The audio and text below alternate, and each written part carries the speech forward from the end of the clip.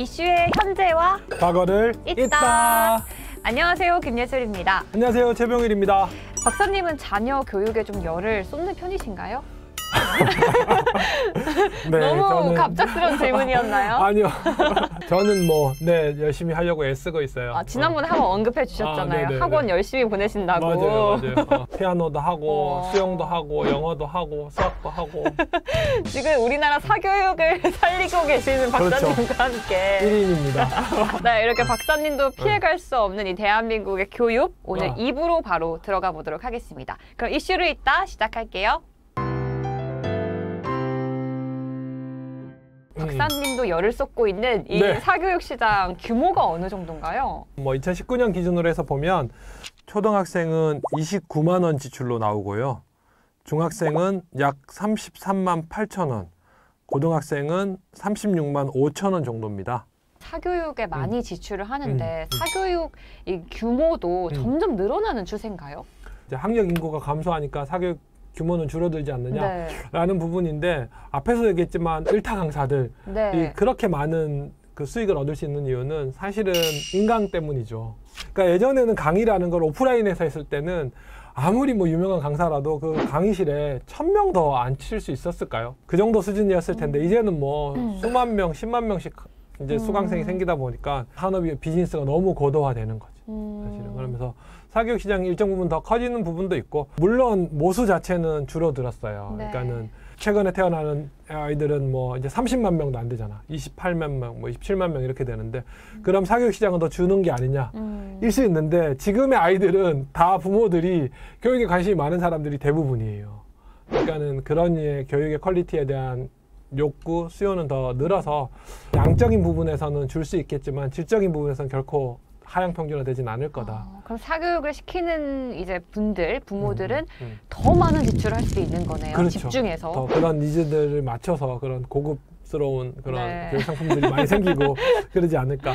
그러니까 문제는 이런 것들이 그러니까 사회적으로나 개인적으로도 의미가 있으면 참 좋을 텐데, 군비 경쟁이라 그러죠. 괜히 그러니까 안 해도 되는 건데 저 나라가 저런 탱크 만들었어, 그럼 나도 해야 되고 이런 식으로 그러니까 그런 식의 그 군비 경쟁처럼 되는 거죠. 그러니까 더 과도하게 공부를 하게 되는 성향들이 생기는 거죠.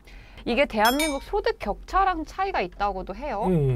어떤 차이가 있죠? 통계청 기준으로 보면 가구 소득 200만 원 미만인 가구의 경우에는 이제 사교육비가 대략 11만 원 월 평균 11만 원이고, 한 500에서 600만 원이면 이제 사교육비가 38만 원.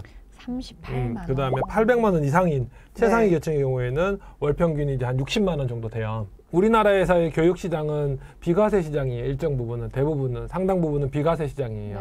그러니까 아무래도 비과세다 하면 이제 부가가치세가 안 붙기 때문에 세금 계산서를 발행하거나 이런 부분에서, 물론 요즘은 대부분 교육비, 저희 집도 그런데 카드로 많이 결제를 하고 하기 때문에 그렇긴 하지만 교육시장, 의료시장은 다른 산업에 비해서는 어쨌든 비공식적인 지하경제가 차지하는 포션이 더 클 거예요. 그러니까는 지금 공식적으로 나오는 거에 비해서는 금액보다는 더 많을 거고, 사교육비는 다들 좀 줄이는 경향이 있어요. 왜냐하면 사교육을 많이 했다는 게 좋을 게 하나도 없어. 왜요? 돈을 이렇게 많이 썼는데 우리 애는 공부를 못해요. 그럴 거잖아. 그러니까는 교육비에 대해서는 갑자기 지금 뼈 때리고 다들 이렇게 줄여요.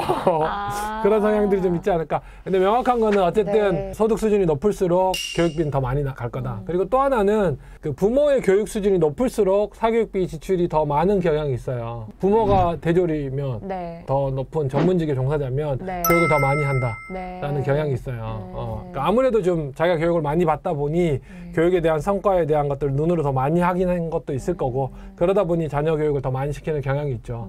근데 이제 이게 본인의 교육 수준은 또 소득 수준이랑 연관이 있기 때문에, 또 소득 수준이 높으면 교육을 더 많이 시킵니다. 또 본인이 교육을 많이 받았으면 교육을 더 많이 시킵니다가 같이 맞물려 있긴 해요. 또 한편으로는. 그러면은 교육 수준이 높으면 어쨌든 벌어들이는 수입이 조금 더 많을 수 있다라는 얘기로도 해석이 될 것 같은데, 사실 그게 다 일맥상통하진 않잖아요. 많은 교육을 받아야 돈을 잘 번다라는 게 요즘에는 좀 많이 깨진 인식 같거든요.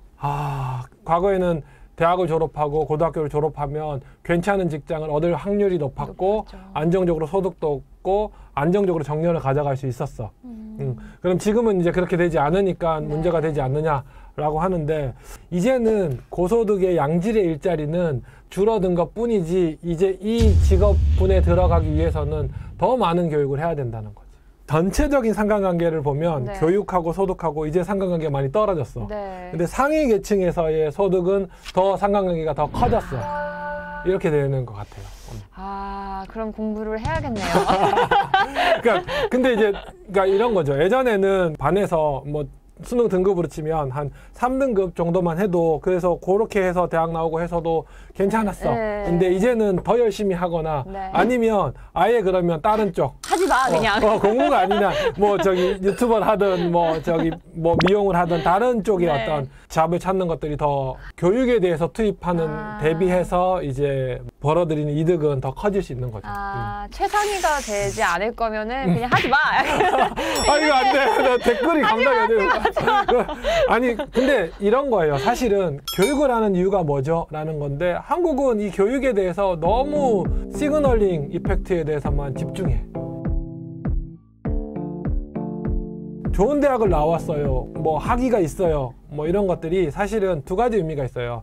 저는 그 좋은 대학에서 좋은 친구들과 또 좋은 교수님을 통해서 훌륭한 학문을 공부했고 충분히 자질이 있는 사람이에요 라는 의미도 있지만 저는 그 대학을 나올 만큼 충분히 똑똑한 아이예요. 치열한 경쟁을 통과한 사람이에요 라는 두 가지 의미를 같이 가지고 있어요. 근데 한국에는 특히나 이제 이런 부분에 있어서는 그 역량 측정보다는 시그널링이 더 커요. 그러니까 대표적인 사례가 뭐냐면 우리 이제 수능에서 나오는 킬러 문항들 있잖아요. 그게 실제로는 수학 능력 평가잖아. 그러면 이 친구가 대학에 가서 얼마나 공부를 잘할 수 있는 역량을 평가하는 거랑은 크게 상관이 없어. 똑똑한 친구예요. 공부 많이 했어요를 보여주는 것들의 의미들이 더 많이 더해지게 되는 수밖에 없는 거죠. 우리나라는 그런 의미가 더 더해지네요. 그렇죠.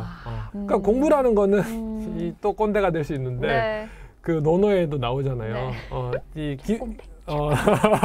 기쁜 일이 여러 가지가 있는데 하기 시습지면 불효코아. 무슨 말이죠? 때때로 공부를 하면 즐겁지 아니한가. 이거 안 했구나. 교육 과정이 다른 것 같습니다. 그러니까. 진짜 꼰대네요. 진짜. 저 별로 나이가 많지 않은데. 농담이에요. 예술하는 선생님 있으니까 되게 옛날 사람 같은데. 농담입니다. 그러니까 그거 공부가 되게 재미있는 일이에요. 그러니까 즐거우니까.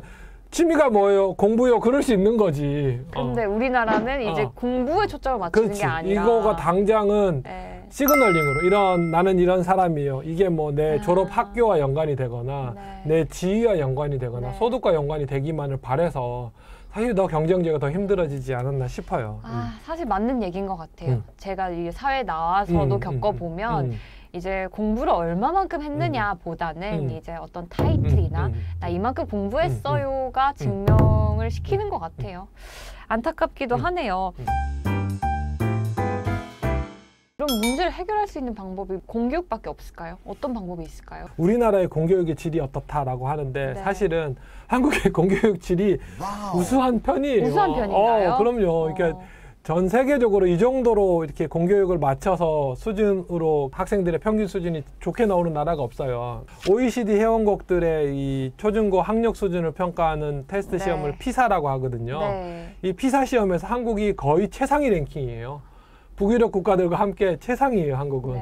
그런 거 보면 좋은데 충분히 잘하고 있는데 한국은 더 잘하기를 원하고 나의 자식들은 더 뛰어나기를 원하고 그 잘하는 아이들 속에서 더 상위 클래스, 더 최상위 클래스를 변별해내기 위해서 더 과도하게 이제 교육하고 지출하는 거죠. 그래서 앞에서 얘기했던 뭐죠? 국가 간의 군비 경쟁 같은 그런 효과들이 있는 거죠. 한국의 이 교육열, 교육 경쟁이 그러니까 다들 뭐 어렵습니다, 문제입니다라고 하는데 근데 한편 돌아보면 이런 거예요. 전 세계에서 가장 GDP 대비 R&D 지출 비율이 높은 나라가 한국이에요. 예술하는 그거 아세요?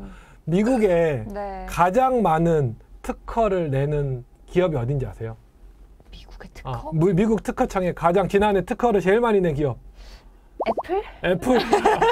삼성이에요. 삼성이에요? 애플보다 두세 배 될 거예요, 특허 건수. 진짜요? 삼성, LG가 특허 건수로는 뭐 그 항상 뭐 최상위 10위 안에 드는. 그럼 어떻게 해석할 수 있는 거죠? 그러니까 그만큼 네. 한국의 고등교육을 받고 뛰어난 엔지니어들이 많다는 거지.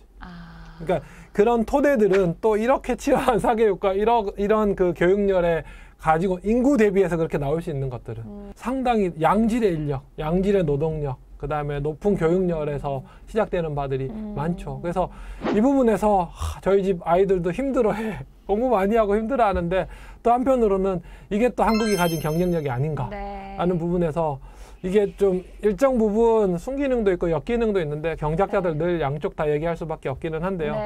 교육이라는 걸 너무 성과 위주로, 너무 신분 상승의 위주로, 너무 직업을 찾는 위주로 가서 목적 지향적이 돼서 뭐 교권을 위협하고 교사들을 그런 식으로 평가하고 또 학생들이 그런 부분에 있어서 또 어느 정도의 인격을 좀 잃고 잘못된 가치관을 형성하는 것들은 문제가 있겠지만 또 다른 한편으로는 열심히 가르치고 또 열심히 공부하는 이런 문화와 풍토가 뛰어난 사람들을 그렇죠. 만들기도 하고 그런 데서 의미가 대한민국을 있어서. 또 알리기도 하고 그렇죠. 뭐 그런 것 같네요.